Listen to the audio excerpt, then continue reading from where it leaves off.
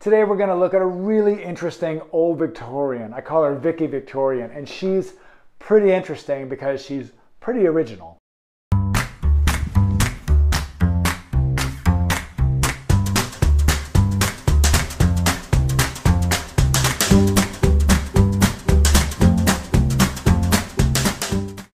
Hey, welcome back to my show. I'm Archer and this is 3-Minute House Review. Stay tuned to the very end of the episode and I'll show you the valuation and some of the specs about the house. Let's dive right into what this house is. This is one of the oldest houses I've reviewed so far on the show. 1890 was the date it was built.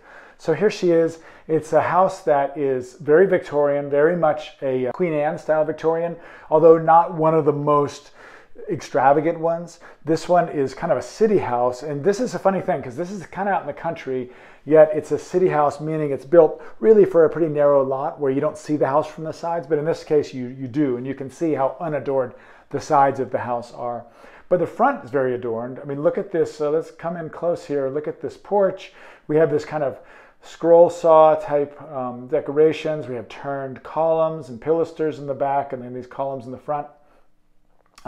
Look at the little fly gables here. That's interesting, isn't it? Look, it's got kind of a double, like little studs all the way up.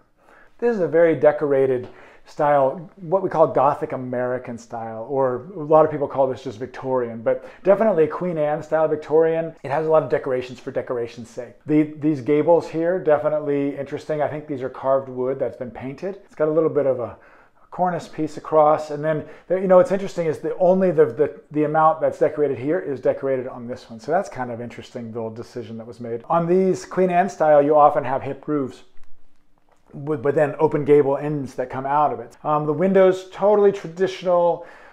This window's not, but these windows are, like this centered within this gable. And then this is actually a really interesting thing. This is called a cutaway bay, or a cut bay. And so this is very much on par with what you see with Queen Anne buildings, which is this, it goes from square on the upper floor and then it cuts in with like a chamfer on both sides that gives it kind of a bay. It's not actually a bay because it doesn't have windows, or at least this one doesn't have windows on the sides, but it definitely gives it that rounded look, a little bit of a rounded look. And what I love about this one is, look at the way that this comes up and then it goes out and then it goes up and then it goes out. So it's almost like this is a very vertical house. This is not a craftsman. This is not something of the ground. This is like something that's wanting to be up and high and proud.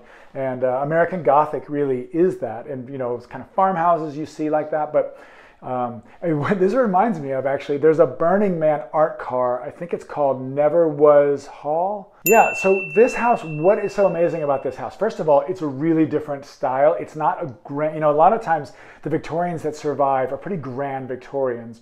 The lesser grand ones, they just get run down and then they get destroyed, or they get totally converted. This one is none of those. So early on, I'm gonna guess in the 30s, somebody covered this with asbestos shingle, which is pretty durable. Asbestos, right? And asbestos is a bad word nowadays. Asbestos is, it's not really until you cut asbestos or you break it that the fibers get in the air, then that's where it's really dangerous. So on a house like this, asbestos shingles are actually a real benefit, because you can see these have probably been in place for 80 years, 70 years, and they're doing great. So the front of this house is where you really see its design. Not so much on the sides, where like once you come around to this side, it's really unadorned on the sides. So really not much at all. I mean, this house is not designed to be seen from the side. And they've kind of just built onto the house. Even though they had a lot of lot, like the lot looks pretty wide just based on what you can see here, they really kept with the city aspect of this house. So what do you think about Vicky Victorian? I think she's amazing. And I guess in retrospect, I think that because she's beaten the odds. She is in great shape for her age and shows no sign of slowing down, honestly. It's a really interesting house that represents a very long time ago. And yeah, I love houses like this. So if you like what I'm doing, keep joining me back here. I'm going to be making a lot of episodes because there's a lot of houses in this world and I've got a lot of opinions. So subscribe to my channel, set up the notifications so you know when I make something new, because it's going to be coming fast and furious from now on out. Thanks so much for watching.